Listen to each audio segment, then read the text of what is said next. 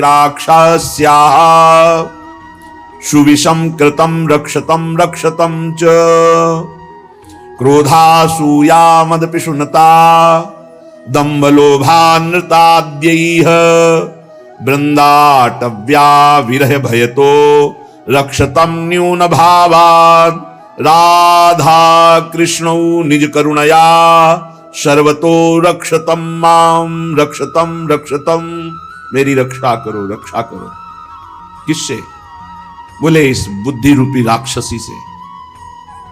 इसने विषम, दिखते सुंदर हैं भोग लेकिन बहुत कटु दुखदायक है, विषम है, फंसा दिया इस बुद्धि ने, बहुत दुष्ट है।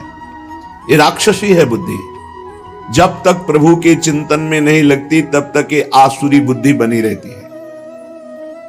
हमारी बुद्धि किसी भी माता बहन पर जब दृष्टि जाती है तो भोग बुद्धि हो जाना, ये राक्षसी बुद्धि है। श्रीपाद कह रहे हैं स्त्री राक्षस्याः सुविषम कृते रक्षतम रक्षतम च। रक्षा करो हे राधा कृष्ण हमारी रक्षा करो। ये बुद्धि माताओं बहनों के प्रति राक्षसी भाव को प्राप्त हो रही। अब इसी का गलत अर्थ कर दिया जाए तो निंदनीय हो जाएगा। भाव से देखा जाए तो इसका अर्थ होता है कि ये मेरी बुद्धि राक्षसी स्वभाव की हो गई, जो माता बहनों पर ये भोग दृष्टि रखती है। और यही सत्य है, हमारी जो बुद्धि जैसी होती है हमको सामने वैसा ही दृश्य दिखाई देता है। ये राक्षसी भाव है, असुर भाव है। आसु कहते हैं प्राणों को, जो केवल प्राणों के ही पोषण में लगा हुआ है, केवल इंद्रिय सुखों के ही भोगने में लगा हुआ है, वो असुर भाव को प्राप्त है, वो राक्षसी बुद्धि है। इसमें किसी का क्या दोष कि आप क्या देखते हैं? आपका दोष है या सामने वाली वस्तु व्यक्ति स्थान का दोष है? तो हे राधा कृष्ण, हे श्यामा श्याम, राधा कृष्णो निज करुणया सर्वतो रक्षताम माम। हे राधा कृष्ण आप मेरी रक्षा कीजिए। सुविषम कृते रक्षतम रक्षतम च। क्या रक्षा हो जाएगी? मेरी बुद्धि का दर्शन ठीक हो जाए। ये जो बुद्धि निश्चय कराती है ना, बहुत गलत निश्चय कराती है, इसमें सुख इसमें सुख इसमें सुख। धिक्कार है। भगवान की कृपा से दिव्य मानव देह प्राप्त करके दिव्य आध्यात्मिक सुख प्राप्त करने की लालसा रखनी चाहिए, ना कि भोग दृष्टि से देखना चाहिए। हे प्रभु मेरी रक्षा करो, मेरी बुद्धि शुद्ध हो, नहीं तो दुर्गति पक्की है, पक्की दुर्गति है। फिर जब काम अपना अधिकार जमा लेता है हृदय में तो क्रोध का तांडव शुरू हो जाता है। नाक में गुस्सा रहता है। छोटी छोटी बातों में वो अपने पूज्य जनों को भी कटु वचन, कठोर व्यवहार, हिंसादि भी कर सकता है। जैसे बड़ा भ्राता पिता के तुल्य होता है, पिता माता ये भगवान के तुल्य होते हैं, पर क्रोधी पुरुष इन पर भी हाथ उठा देगा, इनको भी अपमानित कर देगा। हो सकता है क्रोध ज्यादा बढ़ जाए तो हिंसा भी कर सकता है। ये राक्षसी बुद्धि के लक्षण हैं, जो माताओं बहनों में काम भाव देखना और क्रोध करना। ये क्रोध बहुत बड़ा अनिष्टकारी। कभी किसी का क्रोध से मंगल नहीं हुआ, कभी किसी का मंगल नहीं हुआ। क्रोध को क्षमा के द्वारा नष्ट करना चाहिए। नाम जप से ऐसा धैर्य धारण करना चाहिए, जो आपके प्रति अपमान की क्रिया, प्रतिकूल क्रिया, तिरस्कार क्रिया, अहित क्रिया करे उसको भी क्षमा कर दो। क्षमी अद्वेष्टा सर्वभूतानां मैत्रा करुण एवच निर्ममो निरहंकारां सम दुःखा सुखः क्षमी। क्षमी क्षमावान। क्षमावान बलवान होता है, क्रोधी बलवान नहीं होता, वो कमजोर होता है। क्षमावान बलवान होता है। क्षमा के द्वारा क्रोध का नाश करो। प्रिया प्रीतम के स्मरण से, उनके चरणारविंद के चिंतन से, उनकी लीला गायन से अपने बुद्धि को इतना परिपक्व करो कि अगर गृहस्थ हो तो अपनी पत्नी के सिवा सर्वत्र जननी भाव हो, पूज्य भाव हो। प्रियाजू की सब सखियां हैं या स्वयं जगत अम्बा इन रूपों में विराजमान हैं, ऐसा पवित्र भाव करो। जैसे हम अपने घर में जवान बहन, जवान बेटी, जवान परिकर के साथ रहते हुए कभी दोष बुद्धि नहीं होती, कभी ये भाव ही नहीं आता ये स्त्री है, मेरी बहन, मेरी बेटी। ऐसे ही चराचर जगत का भाव बन जाए तो हमारी बुद्धि शुद्ध हो जाए। असूया, क्रोधासूया। असूया दूसरों के गुणों में दोष देखना, किसी भी व्यक्ति का छिद्रावेषण करना। इसमें क्या दोष है ये देखने का अधिकार केवल गुरु को है या पूज्य जनों को है, वो भी अपने निज शरणागतों के, अन्य के नहीं। और वो भी उसे निर्दोष करने के लिए, निंदा या अपमानित अवहेलना करने के लिए नहीं। दूसरों के गुणों में दोष देखना ये सबसे बड़ी हानिकारक वृत्तियां हैं। ये जो वर्णन की जा रही है, माता बहनों में काम भाव और क्रोध भाव और दूसरों के गुणों में दोष देखना, और मद, किसी भी प्राकृतिक वस्तु को लेकर के जो अहम वृत्ति प्रकट होती है उसे मद कहते हैं। ये मद नष्ट करने वाला होता है। जब मद होता है तो उसे कुछ सुहाई नहीं देता है, क्या करना चाहिए क्या नहीं करना चाहिए ऐसा अहंकारी पुरुष निर्णय नहीं कर सकता। वो तो पवित्र बुद्धि वाला निर्णय करता है। इसलिए अहंकार सर्वथा त्याज्य है, क्योंकि ये समस्त संस्कृति का मूल और दुख ही इससे प्राप्त होता है। जैसे क्रोध से हानि ही होती है, दूसरों के दोष देखने से अपने पुण्य ही नष्ट होते हैं, ऐसे अहंकार करने से नाश ही होता है, पतन ही होता है। और पिशुनता, दूसरे की चुगली करना, ये भगवत मार्ग में बहुत हानिकारक बात है। ये सुना ऐसा ऐसा ऐसा, और बड़े खुशी हो रहे हैं दूसरे की न्यूनता का वर्णन करके, दोषों का वर्णन करके, चुगली वर्णन करना।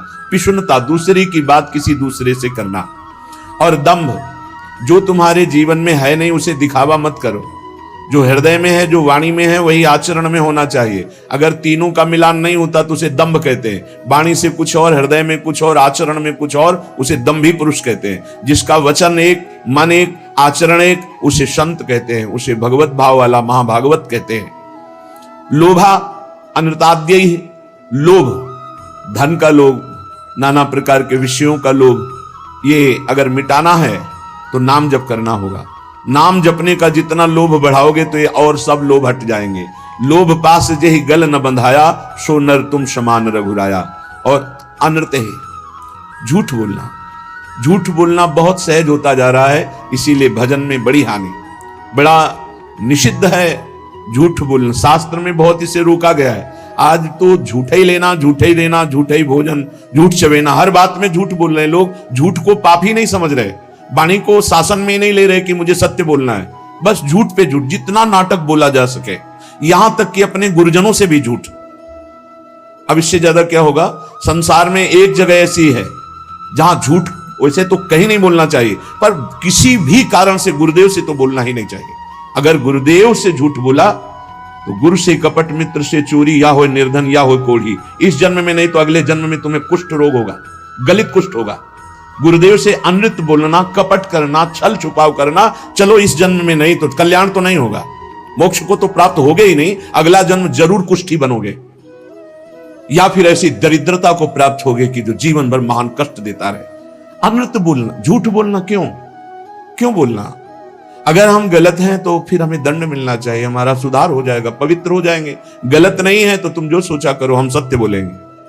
व्यापार आदि के लिए भी झूठ बोलने की कोई आवश्यकता नहीं, सब कोई जानता है मुनाफा के लिए व्यापार होता है। आप अपना नियत जो मूल्य है उसमें मुनाफा जोड़ करके आप बेचिए, झूठ मत बोलिए। झूठ बोलने से कोई व्यापार थोड़ी बढ़ जाएगा। अगर आप झूठ बोल करके पैसा कमा रहे तो परिवार में अशांति, क्लेश, दुख, नाना प्रकार की रोग विपत्तियां घेर लेंगी। सत्य मार्ग पर चलो। श्रीपाद कह रहे हैं, यदि इस जन्म में तुझे मंगल गति प्राप्त करनी है तो अपनी बुद्धि की राक्षसी प्रवृत्ति को रोको। माता बहनों के प्रति काम भाव मत करो, किसी से क्रोध से वर्ताव मत करो, दूसरों के गुणों में दोष दर्शन मत करो, अहंकार मत करो, किसी की चुगली मत करो, जो तुम्हारे जीवन में नहीं वो नाटक मत करो, दंभ मत करो, दिखावा मत करो, लोभ मत करो, झूठ मत बोलो। क्या होगा इससे? इससे आपके अंदर भगवत भाव जागृत होगा। ये नरक पहुंचाने वाले हैं जितने लक्षण हैं, अभी समझ में नहीं आ रहा है, आ जाएगा समझ में। जिस समय दंड विधान लागू होता है तब लगता है कि कभी कोई जिंदगी में पाप ना करे। जब शरीर पीड़ा से युक्त, मन खिन्न, नाना प्रकार की विपत्तियां घेर लेती हैं, बड़ी अव्यवस्थाएं, तब उस जीव को लगता है मृत्यु हो जाए तो अच्छा। तो क्या होगा? मृत्यु हो जाने पर तुम कोई सुविधा में पहुंच जाओगे क्या? भारी दुख। मृत्यु के बाद कोई सुख? अरे सुख तो इस मनुष्य शरीर में है। इस मनुष्य शरीर से परमात्मानंद प्राप्त कर सकते हो, अखंडानंद प्राप्त कर सकते हो, भगवत प्रेमानंद प्राप्त कर सकते हो।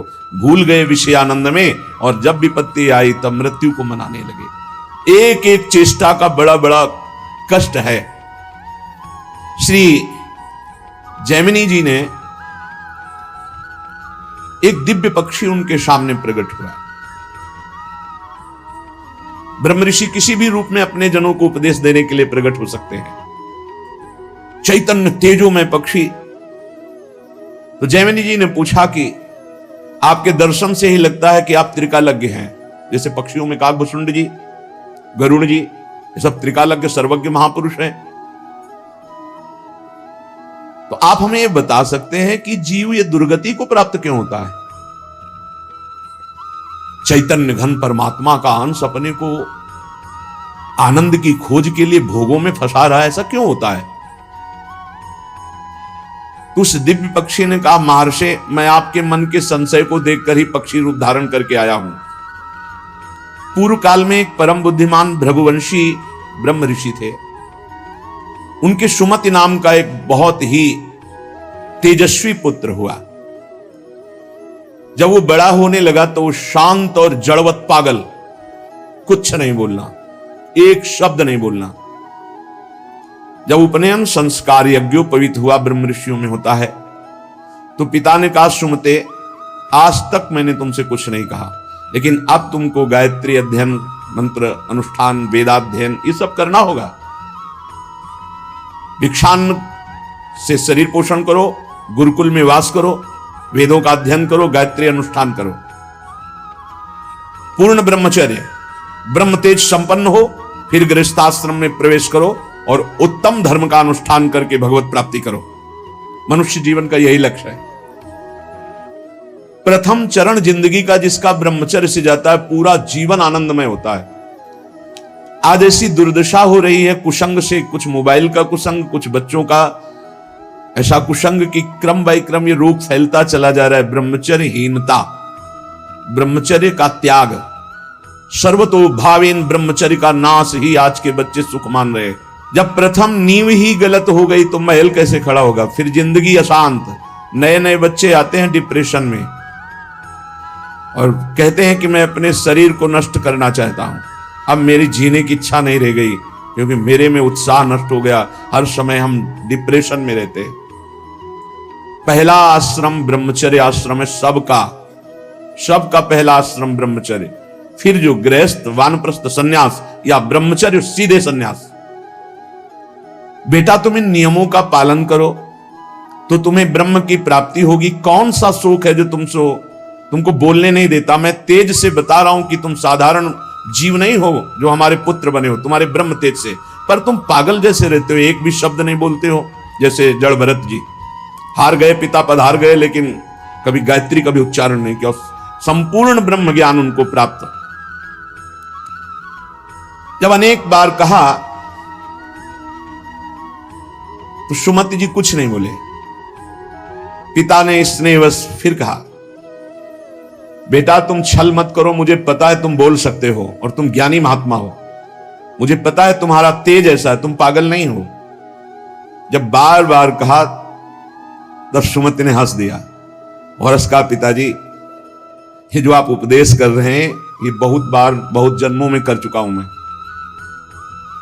मैं उस तत्व को प्राप्त हो चुका हूं जिसके जानने के बाद कुछ जानना बाकी नहीं रहता। इसीलिए मैं जड़वत पागल आचरण करता हूं कि आप हमको ये ना समझ पाएं कि मैं आपका पुत्र बहुत विद्वान या बहुत ज्ञानी हूं। जो आप उपदेश कर रहे हैं, बहुत जन्म अनुष्ठान कर चुका हूं। मैं त्रिकालज्ञ हूं, मुझे तीनों कालों का ज्ञान है, भूत भविष्य वर्तमान।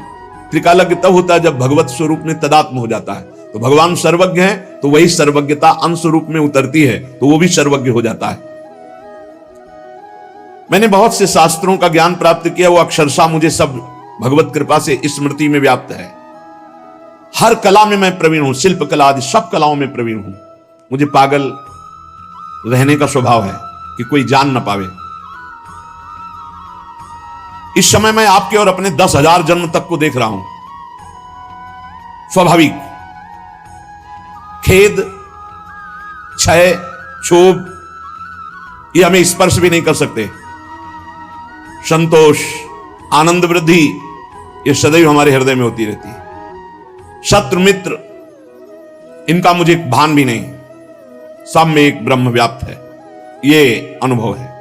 पिताजी आप पत्नी और पुत्र के संयोग वाले हैं, आप मुझे पुत्र भाव से देख रहे हैं। अनेक बार तुम हमारे बेटा बन चुके हो, मैं 10,000 जन्म तक तो ऐसे ही देख रहा हूं, स्वाभाविक।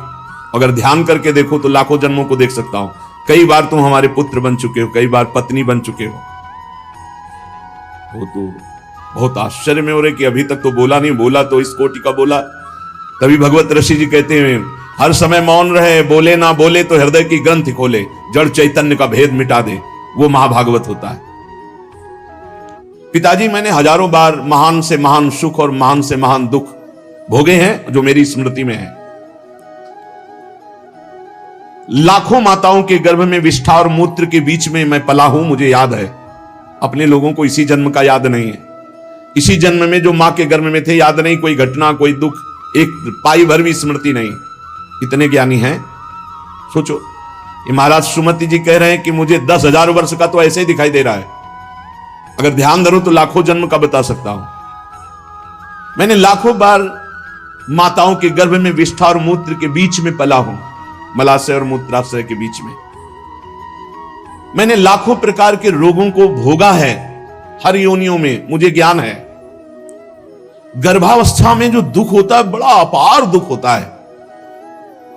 मैंने बचपन, जवानी, बुढ़ापा सबको देखा है। मैं हर योनियों में गया हूं, मुझे हर योनि का पशु, मृग, कीट, पक्षी, मनुष्य, स्त्री, देवता सब बना हूं। मैंने हर सुख को देखा है, स्वामी का सुख, भृत्य का, दास का, इंद्र का, दरिद्रता का। मैं कई बार स्त्री भी बनाऊं, कई बार पुरुष भी बनाऊं, मैंने सब सुख देखा है। आप जो पूछ रहे कि तुम जड़वत क्यों रहते हो, मौन क्यों रहते हो, मैंने सब देखा है। पिताजी, राग, हर्ष, भय, उद्वेग, क्रोध, अमर्ष, वृद्धावस्था, मृत्यु, सबके दुख का मुझे ज्ञान है।